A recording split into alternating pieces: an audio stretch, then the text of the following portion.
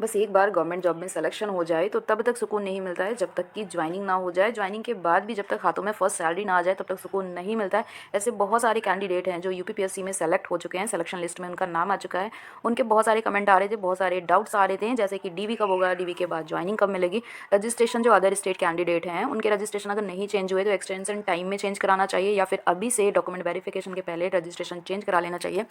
ऐसे भी कैंडिडेट के सवाल आ रहे थे। इसके अलावा भी बहुत सारी अफवाहें भी उड़ रही हैं। उससे रिलेटेड ये था कि मैम इस वैकेंसी में सीएस सीपीएस डिस्ट्रिक्ट हॉस्पिटल मिलेगा या फिर मिलेगा मेडिकल कॉलेज।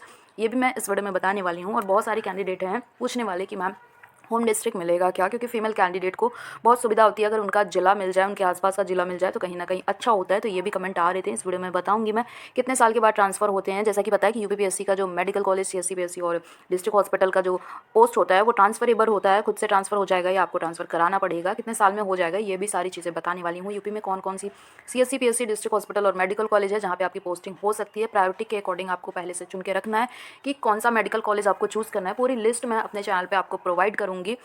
डॉक्यूमेंट्स में कमी है, अगर किसी के किसी का नाम में करेक्शन है या किसी भी डॉक्यूमेंट में करेक्शन है तो उसके लिए क्या करना होगा ये भी मैं बताने वाली हूँ। एफिडेविट कैसे बनवाना है ये भी बताने वाली हूँ। और यूपीपीएससी की अभी जो वैकेंसी है उसके बाद जो खाली सीटें हैं और जो यूपी में मेडिकल कॉलेज सीएससीपीएससी बन रहे हैं तो उनकी सीटों का यूपीपीएससी का नया वाला भर्ती कब आएगा ये भी मैं इस वीडियो में बताने वाली हूँ। तो वीडियो को लास्ट तक जरूर देखें। My self Aastha Gupta, nursing officer KGM में स्वागत करती हूँ आपका हमारे यूट्यूब चैनल पर। जैसा कि मैं बता दूं कि मैंने भी यूपीपीएससी के एग्ज़ाम के थ्रू ही केजीएमए में नर्सिंग ऑफिसर की पोस्ट ली हुई है। तो मैं जो इन्फॉर्मेशन आपको दूंगी, चाहे वो डॉक्यूमेंट वेरिफिकेशन से हो या ज्वाइनिंग से रिलेटेड हो, तो सारी जो इन्फॉर्मेशन होगी वो सही होगी, करेक्ट इन्फॉर्मेशन दूंगी। और मेरा चैनल बनाने का मेन यही एम है कि जो भी नर्सिंग के कैंडिडेट है ना उनको सही इन्फॉर्मेशन मिले। बहुत सारे कैंडिडेट है जिनको इन्फॉर्मेशन की कमी होती है कि कैसे फॉर्म भरना है, कैसे एग्ज़ाम पास करनी है, ये सारी चीज़ों के लिए लोगों की हेल्प हो पाए। मैं भी बहुत परेशान हुई थी अपने टाइम में जब मुझे जॉब नहीं मिली थी, तो कोई गाइड करने वाला नहीं था। तो आई होप कि मेरे चैनल से बहुत सारी इन्फॉर्मेशन उन लोगों को मिले जिनको ज़रूरत हो। रेगुलर मैं अपने चैनल पे वीडियो नहीं लेके आ पाती हूँ क्योंकि गवर्नमेंट जॉब के बाद ना बहुत कम समय मिलता है। और ये एक एजुकेशनल चैनल है, कोई भी प्रोफेशनल चैनल नहीं है कि कुछ भी इन्फॉर्मेशन दे रहे हैं व्यूज़ के लिए या फिर अर्निंग के लिए। तो ये अर्निंग का चैनल नहीं है। मेनली मुझे गवर्नमेंट से सैलरी अच्छी खासी मिल जाती है तो मुझे अर्निंग की नीड नहीं है। बस इस चैनल का मोटिव ये है कि लोगों को इन्फॉर्मेशन मिल जाए। तो जो भी यूपीपीएससी से रिलेटेड इन्फॉर्मेशन होगी वो सही इन्फॉर्मेशन मैं दूंगी। सबसे पहले मैं बता दूं कि डीवी कब होगा। तो यूपीपीएससी ऑलरेडी रिजल्ट डिक्लेयर करने में बहुत टाइम लगा चुका है, लेकिन डीवी में उतना टाइम नहीं लगेगा और सब कुछ सही चला। आयोग के एग्ज़ाम में क्या होता है ना कि बहुत सारे लोग ऑब्जेक्शन करते हैं, जैसे ही भर्ती निकलती है उसमें भी ऑब्जेक्शन होता है। डॉक्यूमेंट वेरिफिकेशन के पहले जो रिजल्ट आया हुआ है उसमें भी अभी भी बहुत सारे कैंडिडेट को ना ऑब्जेक्शन है कि उनके नंबर कट गए हैं, उनका नंबर सही नहीं आया है तो वो कोर्ट में जाएंगे, ऐसा वैसा कुछ होता है। यूपीपीएससी में हमेशा होता है कि कोर्ट केस से रिलेटेड कुछ ना कुछ इशू हो जाता है। हमारे टाइम में भी 1 साल कोर्ट का केस चला था। तो आई होप कि इसका जो डीवी है ना 1 महीने के अंदर आपको अपडेट मिलेगी, क्योंकि रिजल्ट में ही इतनी देरी हुई है। तो आई होप कि जो डॉक्यूमेंट वेरिफिकेशन है उसमें देरी नहीं होगी। विदिन 1 मंथ आपका जो है डॉक्यूमेंट वेरिफिकेशन का नोटिफिकेशन आएगा। जैसे ही आपको डॉक्यूमेंट वेरिफिकेशन की डेट आएगी, अच्छा खासा आपको समय दिया जाएगा डॉक्यूमेंट वेरिफिकेशन में। डॉक्यूमेंट वेरिफिकेशन की भी कई फेज़ होंगे, कई सारे दिन आपका डॉक्यूमेंट वेरिफिकेशन होगा और उसके बाद भी आपको एक्सटेंशन टाइम मिलेगा। जिसके डॉक्यूमेंट्स में कमी होगी एक्सटेंशन टाइम मिलेगा उस डॉक्यूमेंट्स को सबमिट करने के लिए। और उसके बाद भी ऐसा लगेगा कि अगर कैंडिडेट्स कम आए हुए हैं या फिर बहुत सारे लोग वंचित रह गए हैं डॉक्यूमेंट वेरिफिकेशन से, तो उनके लिए एक्सटेंशन टाइम भी दिया जाएगा, मतलब एक और टाइम दिया जाएगा डॉक्यूमेंट वेरिफिकेशन के लिए। क्योंकि इस एग्ज़ाम में ना जितने भी कैंडिडेट्स की लिस्ट आई है उस कैंडिडेट्स में बहुत सारे ऐसे हैं जो ज्वाइन नहीं करेंगे। ऐसा क्योंकि इस समय बहुत सारी वैकेंसी आ चुकी थी, जैसे केजीएमयू का हो गया या फिर ईएसआईसी वगैरह के पोस्ट में भी बहुत सारे लोगों ने ज्वाइनिंग ले ली है, किसी ने एम्स में ले ली है। तो इसमें क्या होता है कि बहुत सारे कैंडिडेट क्या पता कि डॉक्यूमेंट वेरिफिकेशन ही नहीं करवाएं, तो उसके लिए दोबारा से डॉक्यूमेंट्स वेरिफिकेशन का डेट आता है। तो डॉक्यूमेंट वेरिफिकेशन अगले महीने तक आपको अपडेट मिल जाएगी। जैसे ही कोई भी अपडेट होगी ऑफिशियल हो या फिर ऐसा लगेगा कि ये इन्फॉर्मेशन थोड़ी ऑथेंटिक है तो मैं आपको अपने चैनल पर अपलोड कर दूँगी। ज्वाइनिंग कब मिलेगी? अगर डॉक्यूमेंट वेरिफिकेशन हो जाता है, डॉक्यूमेंट वेरिफिकेशन आपका इलाहाबाद प्रयागराज में होगा और लोक सेवा आयोग में। लोक सेवा आयोग में होने के बाद जो ज्वाइनिंग के मतलब जो प्रायोरिटी अभी तक नहीं भरवाई गई है कि इन ट्रेनिंग डिपार्टमेंट और साथ में medical and health services department, दोनों डिपार्टमेंट का दिया गया। तो जो medical education and training department होता है उसके अंदर में आपका मेडिकल कॉलेज आता है। ऑटोनॉमस मेडिकल कॉलेज की वैकेंसी अलग आ चुकी है, तो ऑटोनॉमस मेडिकल कॉलेज को छोड़ के यूपीपीएससी की जो ज्वाइनिंग है मेनली वो आपका नॉर्मल मेडिकल कॉलेज में हो रहा है। तो जितने मेडिकल कॉलेज हैं वो एजुकेशन एंड ट्रेनिंग डिपार्टमेंट में आएंगे, और सीएससी पीएससी और डिस्ट्रिक्ट हॉस्पिटल, सीएससी पीएससी तो अभी एक हो चुका है दोनों, और उसमें डिस्ट्रिक्ट हॉस्पिटल जो है वो हेल्थ सर्विसेज डिपार्टमेंट के अंदर में आएंगे। तो एक की जो ज्वाइनिंग होती है डीजीएमएच और डीजीएमई के थ्रू होती है। तो जो भी आयोग से आपका डॉक्यूमेंट वेरिफिकेशन होगा उसमें आपका डीजीएमएच में जाएगा और साथ में डीजीएमई में जाएगा। तो डीजीएमई जो होंगे उसमें आपके मेडिकल कॉलेज के जो पोस्टिंग होंगे वो डीजीएमई के थ्रू होंगे, और जो डीजीएमएच होंगे उसमें आपके जो हेल्थ सर्विसेज वाले हैं उनके अंतर्गत होंगे। तो अभी जो लोगों ने प्रायोरिटी नहीं भरा है, या फिर स्टार्टिंग में जब फॉर्म अप्लाई हुआ था तो उस टाइम में प्रायोरिटी भरने का ऑप्शन नहीं था, तो कुछ लोग के कमेंट आ रहे थे कि मैम बहुत सारे बोल रहे हैं कि सिर्फ ये मेडिकल कॉलेज की वैकेंसी है। अगर सिर्फ ये मेडिकल कॉलेज की वैकेंसी है तो ये भी कंफर्म नहीं है, और जब तक आपको कंफर्म इन्फॉर्मेशन ना मिले तब तक किसी पे भी ट्रस्ट करने का नहीं है। इसके अकॉर्डिंग जो है वो हेल्थ सर्विसेज और मेडिकल हेल्थ डिपार्टमेंट दोनों में ही आपकी पोस्टिंग होगी। तो वीडियो का लास्ट में मैं आपको प्रोवाइड करूंगी कौन कौन सा मेडिकल कॉलेज है आपके यूपी में जो आपका घर के पास होगा, आप उसको चूज़ कर लेंगे। पहले से ही प्रायोरिटी वाली लिस्ट बना के रखिए। अगर प्रायोरिटी मांगते हैं तो अच्छी बात है, अगर अपने अकॉर्डिंग देते हैं तो भी कोई बात नहीं है। आगे बहुत सारे आपके ऑप्शन मिलेंगे, ट्रांसफ़र से लेके और अदर चीज़ें भी होंगी, वो मैं आपको बताती रहूँगी आगे। और इसके अलावा सीएससी पीएससी मेडिकल कॉलेज और डिस्ट्रिक्ट हॉस्पिटल में क्या आपको चूज़ करना चाहिए, प्रीवियस वीडियो में मैंने बताया। अगर आपको लगेगा कि इस पर और डिटेल में आपको इन्फॉर्मेशन चाहिए तो मैं नेक्स्ट वीडियो भी लेके आपके लिए आ जाऊँगी।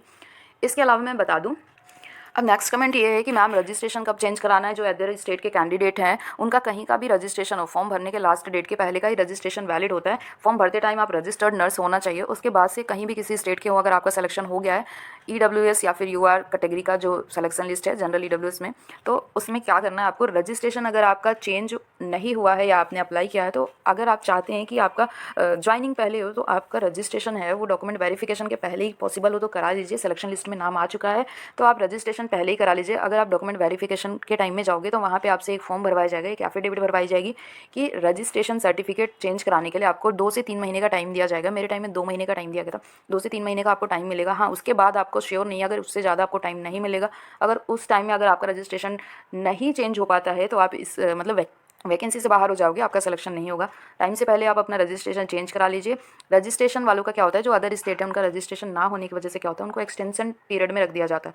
तो बाकी कैंडिडेट की ज्वाइनिंग पहले करा दी जाएगी, उनकी फाइलें आयोग से ज्वाइनिंग के लिए भेज दी जाएंगी, लेकिन जिनका रजिस्ट्रेशन रुका होगा उनको बाद में ज्वाइनिंग मिलेगी। तो इससे क्या होता है कि पहले तो आपकी 3-4-5 महीने बाद ज्वाइनिंग होगी, और ज्वाइनिंग के बाद भी 3-4 महीने की आपकी सैलरी मतलब लॉस होगी, और उसके अलावा भी बहुत सारी दिक्कतें आ सकती है। सीनियरिटी लिस्ट में भी आप नीचे हो जाओगे। तो ऐसा होता है कि टाइम से रजिस्ट्रेशन चेंज करा लीजिए। किसी भी स्टेट से हैं आप जल्द से जल्द अपना रजिस्ट्रेशन चेंज करा लीजिए। सीएससी पीएससी डिस्ट्रिक्ट हॉस्पिटल मिले या मेडिकल कॉलेज, तो अभी अब मैंने बता दिया कि इसमें सीएससी पीएससी डिस्ट्रिक्ट हॉस्पिटल और मेडिकल कॉलेज सभी के लिए पोस्ट थी। प्रायोरिटी अभी तक नहीं भरी गई है, तो डॉक्यूमेंट वेरिफिकेशन के टाइम में उसके बाद ही आपको प्रायोरिटी भरने का ऑप्शन मिलेगा। तो आपके एरिया में जो सबसे ज़्यादा नियरेस्ट प्लेस है आप उसको पहले से प्रायोरिटी बना के रखिए। डॉक्यूमेंट वेरिफिकेशन या कभी भी आपसे पूछा जाए तो आप उसको चूज़ करिए। होम डिस्ट्रिक्ट मिल सकता है क्या, तो सबसे पहले मैं बता दूं कि जब भी नई नई ज्वाइनिंग होती है तो सीएससी पीएससी डिस्ट्रिक्ट हॉस्पिटल में क्या होता है, जो हेल्थ सर्विसेज हैं उसमें आपको होम डिस्ट्रिक्ट अलॉट नहीं किया जाता है। आपके नियरेस्ट डिस्ट्रिक्ट मिल जाएगा पर आपको होम डिस्ट्रिक्ट नहीं मिलेगा। मेरे टाइम में ऐसा हुआ था 2022 वाली भर्ती में, और उसके बाद भी जो वैकेंसी आई थी उसमें भी यही हुआ था कि आपको होम डिस्ट्रिक्ट नहीं मिलेगा। तो आपके जो नियर बाई डिस्ट्रिक्ट है वो ले सकते हैं, लेकिन अगर मेडिकल कॉलेज है तो आपका होम डिस्ट्रिक्ट वाला मेडिकल कॉलेज मिल जाएगा। मेडिकल कॉलेज में ऐसा रिस्ट्रिक्शन नहीं है, सिर्फ रिस्ट्रिक्शन है सीएससी पीएससी डिस्ट्रिक्ट हॉस्पिटल में होम डिस्ट्रिक्ट आपका नहीं होगा। हाँ, हालांकि आपका ट्रांसफ़र होगा बाद में तो होम डिस्ट्रिक्ट में भी आप आ सकते हैं, लेकिन अभी के लिए नहीं होगा। ट्रांसफ़र कब होता है कि जब आपका प्रोविजन टाइम कंप्लीट हो जाएगा। प्रोविजन टाइम 2 साल का होता है, और मिनिमम आपको एक पोस्ट पे एक शहर में आपको 5 साल जॉब करना होता है, उसके बाद ही ट्रांसफ़र होगा। और कंफर्म नहीं है कि ट्रांसफ़र हो ही जाए। जब ट्रांसफ़र की लिस्ट आएगी या ट्रांसफ़र का गवर्नमेंट का कोई आएगा इशू आएगा, मतलब गवर्नमेंट के द्वारा अगर ट्रांसफ़र का कोई नीति आता है तो उस टाइम में ट्रांसफ़र होगा। बहुत सारे लोगों का खुद से ट्रांसफ़र हो जाता है, बहुत सारे लोग अपना ट्रांसफ़र रुकवा भी लेते हैं। ज़रूरी नहीं है कि आपका ट्रांसफ़र हो ही जाए। अगर एक महिला और पुरुष यानी कि हस्बैंड वाइफ एक डिस्ट्रिक्ट में काम कर रहे हैं, तो अगर वो देते हैं कि नहीं हम हस्बैंड वाइफ है, हमारा ट्रांसफ़र नहीं होना चाहिए, तो उनका ट्रांसफ़र नहीं होता है। बहुत सारे ऐसे हैं जो मेल फीमेल या फिर महिला पुरुष जो हस्बैंड वाइफ हैं वो सेम डिस्ट्रिक्ट में भी अपना ट्रांसफ़र ले सकते हैं। तो ट्रांसफ़र तो बाद की बात है, पहले टॉपिक है कि ज्वाइनिंग का टॉपिक चला है। ट्रांसफ़र की डिटेल मैं बाद में भी दे दूँगी। यूपी में कौन से सीएससी पीएससी मेडिकल कॉलेज हैं, तो वीडियो के डिस्क्रिप्शन में मैं आपको दे रही हूँ सीएससी पीएससी और डिस्ट्रिक्ट हॉस्पिटल की पूरी लिस्ट। और नेक्स्ट वीडियो में मैं ये पूरी लिस्ट ही आपको चैनल पे वीडियो डाल के दे दूँगी ताकि आपको पूरी लिस्ट दिख जाए। डॉक्यूमेंट में कुछ कमी है तो क्या करना है, जैसे कि बहुत सारे कमेंट आ रहे थे कि मैम मेरे डॉक्यूमेंट्स में हाई स्कूल और इंटर में कुमारी लगा हुआ है और उसके बाद के डॉक्यूमेंट्स में कुमारी नहीं लगा हुआ, या कोई स्पेलिंग मिस्टेक हो, या फिर हिंदी इंग्लिश में कहीं भी डॉक्यूमेंट्स में कमी है, तो उसके लिए क्या करना होगा। तो पॉसिबल तो है नहीं कि इतनी जल्दी आप अपने डॉक्यूमेंट्स में करेक्शन करवा पाएँ। अगर पॉसिबल है तो आप अपने डॉक्यूमेंट में करेक्शन करवा लीजिए, और नहीं पॉसिबल है तो कुछ नहीं करना होता है। मेरे डॉक्यूमेंट्स में भी यही हुआ था कि हाई स्कूल इंटर में कुमारी लगा हुआ था एंड बाद के डॉक्यूमेंट्स में कुमारी नहीं लगा हुआ था। इससे कुछ भी इशू नहीं है। आपको बस जो भी करेक्शन है आपके डॉक्यूमेंट्स में, हाई स्कूल इंटर मार्कशीट में या फिर जीएनएम में या फिर किसी भी डॉक्यूमेंट्स में कोई भी कमी है, तो आपको जस्ट क्या करना है कि पहले से एफिडेविट बनवा के चलना है। एफिडेविट में आप किसी भी वकील से बात करके एफिडेविट बनवा सकते हो। उसमें आप अपनी मिस्टेक लिख सकते हो कि सर मेरे डॉक्यूमेंट्स में ये है, और प्रॉपर आपको जो फॉर्मेट होगा ना वो वकील आपको बना के दे देंगे। तो उसमें बस ये लिखना है कि आपके द्वारा जो इन्फॉर्मेशन दी गई है वो सही है, ये नाम में इतना करेक्शन है। तो बस आप एफिडेविट बनवा के उनको दे दोगे तो फिर आपको कोई इशू नहीं होगा। लेकिन बिना एफिडेविट सबमिट किया आप नहीं आना। अगर करेक्शन है तो उसको छुपाना नहीं है, वहाँ पे बताना है। बताने के साथ साथ उसकी एफिडेविट भी सबमिट करनी है, क्योंकि बाद में वो जब डॉक्यूमेंट वेरिफिकेशन के बाद में जब उसमें आपका डॉक्यूमेंट्स में कमी निकालने लगते हैं ना, तो वो बाद में दिक्कत करती है। और जिनका भी डॉक्यूमेंट्स में अगर कोई प्रॉब्लम होता है तो उनको भी मेनली एक्सटेंशन टाइम में ही रखते हैं। बाद में वो डॉक्यूमेंट्स जब करेक्ट हो जाते हैं तो उसके बाद से उनकी ज्वाइनिंग भेजी जाती है। तो फ्रेश वाले जो डॉक्यूमेंट वेरिफिकेशन हो जाते हैं उनको पहली लिस्ट में ज्वाइनिंग मिल जाती है। किसी ने अगर एक्सटेंशन टाइम लिया हुआ है या फिर कोई डॉक्यूमेंट में कमी है तो उसको करेक्ट करने का टाइम देते हैं। फिर उसके बाद से उनकी ज्वाइनिंग का लिस्ट जो है वो डीजीएमई और डीजीएमएच को भेजते हैं। डीजीएमई और डीजीएमएच क्या है आप एक बार सर्च कर लेना।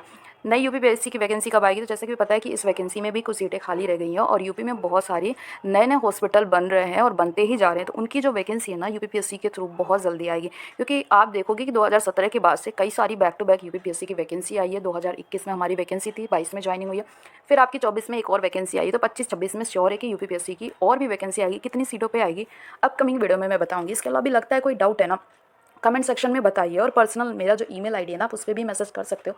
जैसे ही मुझे ड्यूटी से टाइम मिलेगा तो मैं आपके कमेंट का रिप्लाई ज़रूर दूंगी। मिलते हैं नेक्स्ट वीडियो में। Love you all, bye.